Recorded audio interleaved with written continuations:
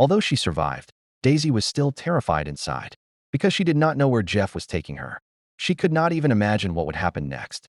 But on the way, when they passed a gas station, Jeff left Daisy alone in the car. For her, this might be the last chance to escape. Daisy tried several times and finally unbuckled the seatbelt, attempting to open the door and call for help. At that moment, a little boy walked by the window. Daisy wanted to cry for help, but no matter what, she could not speak. She could only stare blankly at the boy and his mother.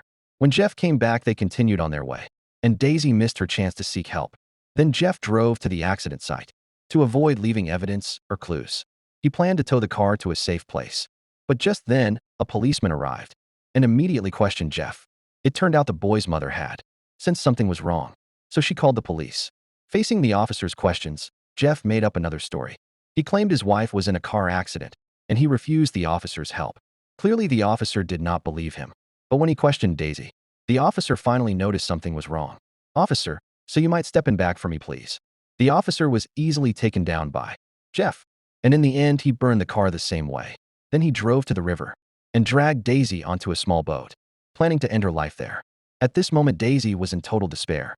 After her son's accidental death, she had countless times wanted to end her life. But when truly facing death, she realized death was terrifying.